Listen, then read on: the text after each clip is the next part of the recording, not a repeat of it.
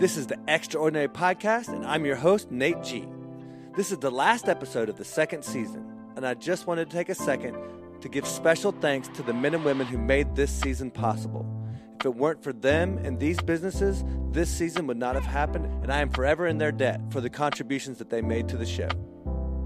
Brandon Anderson, Muriel Resnick, Mike Mullis, Tiffany Williams, Sonia Ruiz, Bobby Weber, Megan Vandebogert, Julian Baugh, Grayson Cipher, Tyler and Emily Garrison, Jeff King, Kelly Garrison, Marcus Jackson, Liz Carlisle, and Nate Wiley. I'd also like to recognize the artistic contributions of James Mink and Paige Summers. These episodes would not be possible without the musical contributions of Andre, Kurt Newman, Ted and Alice Miller, Arrested Development, and artists from the YouTube audio library. Next, I'd like to recognize the businesses that help support this program: Hitstring Media, Vagabond Productions, Victory Spot, LA Fitness, Timnath Beer Works, Stupid Dope Productions, National Fight Championship, Wind Brand, Tougher Wheels, and 8 Keys to Great. And last but not least, please remember to support these charitable organizations that we highlighted over the course of the second season: Hope Through Soap, Wildlife Protection Services, Partnership Against Domestic Violence, and X3 Sports Foundation. Please remember to support these charities through donations, contributions, and volunteering. That's it for Season 2. I look forward to sharing some big and exciting things with you in Season 3. So stay tuned, and we'll see you next week. Dream big. This is the first key principle in the 8 Keys to Great. Understanding this principle was a big first step for me. It was about a year ago when I first did this exercise. And like many of you, I struggled with my list. Honestly, it took a while for me to figure out exactly what I wanted on my list. But once I began to understand what it is I wanted, I realized how many resources were all around me, waiting to help me realize my list. The last 12 months have proven to me that I can realize my dreams, and that what seems impossible really isn't. And just a slight shift in perspective can completely shift your focus and allow for unprecedented growth. But it only works if you put in the work.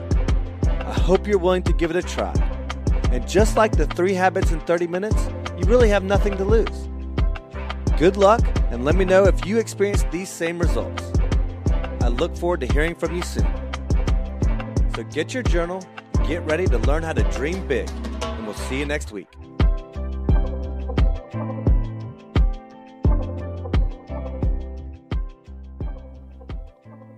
I have spent some time thinking about a common problem that many of us suffer from. It's an area I have found in common with many of the people I've interviewed. Particularly as we get older, we all seem to suffer from what I call the busy brain. That worrisome feeling that we typically get as we're trying to go to sleep. And we all know that once that busy brain gets going, there's very little that we can do to turn it off. Most occasions, we realize we're doomed to failure and just accept the fact that the next day is going to be rough. But hopefully I can help. I've started looking at these moments from a different perspective and started addressing these situations differently. And not only has it helped me getting better sleep, but more importantly, it's helped me become better at achieving my goals by leaps and bounds. And quite frankly, it's not that hard, but it does take time, repetition, and fortitude.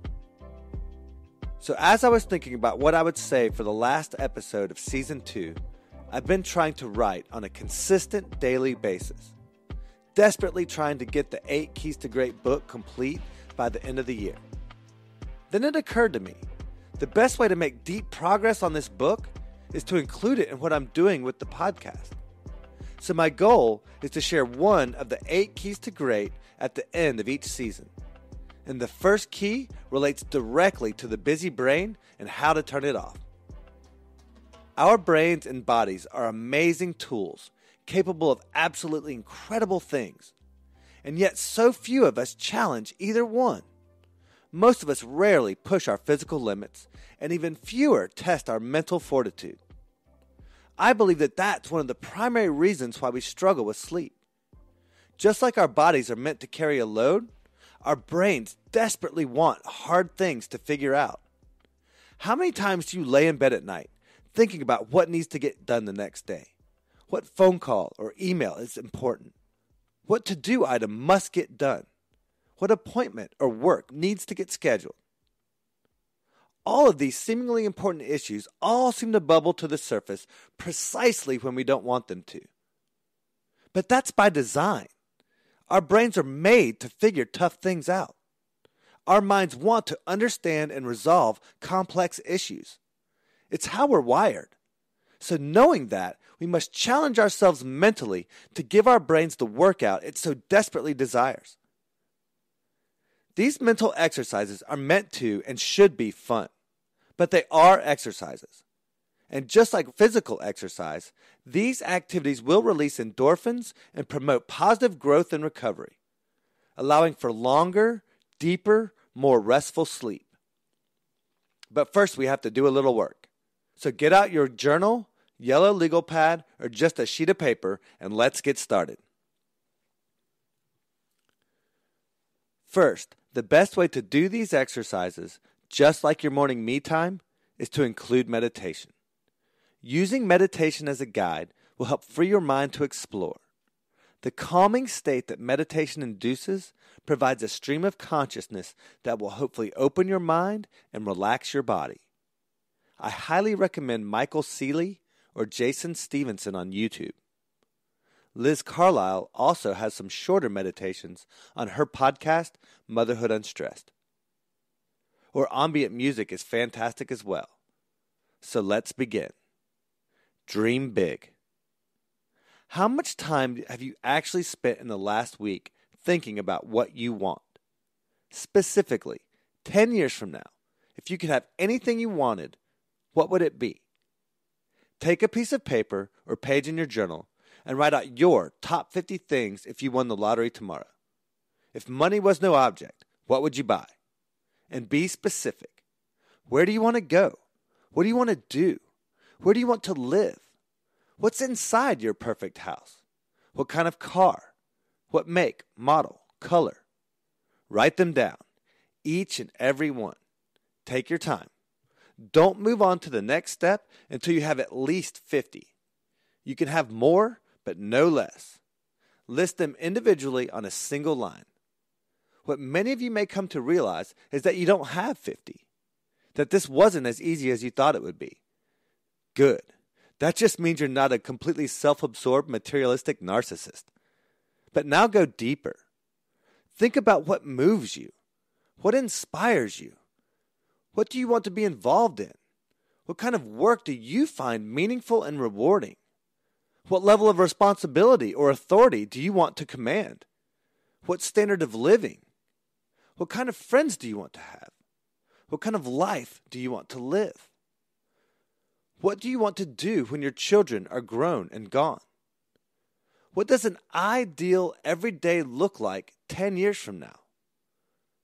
What would you do if you didn't have to do anything? So that's it. So that's the first exercise. Every night when you are struggling for sleep or wake up and can't go back to sleep, think about all the things you would like to have. You're perfectly welcome to change or add to the list. This exercise will allow your brain activity, but useful, purposeful activity, instead of just a bunch of disorganized random thoughts. Next, once you have your 50 things, take a look at that list and reflect. Think about each item. Will they all take 10 years to get? Sure, maybe that beach house in the Caribbean's 10 years out, but what on that list could you get next year? If you started planning and saving now, what item could you get in 3 years or 5 years? Write down a 1, 3, 5, or 10 by each item on the list. Now, how could you go about getting these? Allow your mind to explore the possibility of having these things. Again, guiding your thoughts. What are some unconventional ways that you could get the things that you want? Once you have the vision of what you want, your subconscious begins to take over and find the answer to these questions. For the next 30 days, each night, begin by requesting answers to these types of questions. Write them down each night before you go to bed. Keep your journal or paper close to your bed so as additional thoughts occur, you can write them down. Then as you lie down to sleep, allow your mind to drift. Imagine how you will have these things. Think about who you know that can help you get what you desire. Who is doing what you want to do? Who is living a life similar to the one that you've envisioned? How can you make that your reality? As you fade into sleep, your subconscious will create scenarios to realize these dreams. Your deeper self, that involuntary part of your mind, will begin to work it out. If you make this a common practice, you will quickly be amazed at the revelations you will receive. The impossible will become possible. The impregnable will begin to crack and crumble. The unlikely will soon become inevitable. These wishes and dreams will begin to manifest themselves unto you. There's an old expression that says a man can move mountains, and it's based on one of my favorite scripture verses. Whosoever shall say unto this mountain, Be thou removed, and be thou cast into the sea, and shall not doubt in his heart, but shall believe that those things which he saith shall come to pass, he shall have whatsoever he saith. Mark chapter 11, verse 23. Believe it or not, you too can move mountains. By following this process, you will crystallize your vision on the future and what you want it to hold for you. And in the process of realizing your dreams, you will inspire many people along the way. How will you be known? How will you be remembered? This is the first key to a new, more fulfilling and compelling life. This is the beginning. Give it a try. The next key is creating your blueprint. How to lay out specific goals so you can actually do the work necessary to get there. Stay tuned. Thanks for listening, and I'll talk to you soon. Hey y'all, thanks for listening. So what'd you think? What did I miss? Anything that you wanted to hear that I didn't cover? What do you want to know more about? Who would you like to see on the show? Hit us up on social media and tell me what you think. Check us out on iTunes and please leave a review. We're now on Patreon, and your support there helps let us know we're headed in the right direction. We have a lot of exciting new things coming, fascinating guests, and some of the craziest stories you won't believe. So stay in the loop and check out more great content by subscribing at our website, 8keystoGreat.com. Special thanks to my guests and all those of you living an extraordinary life. This is Nate G. We'll see you next week.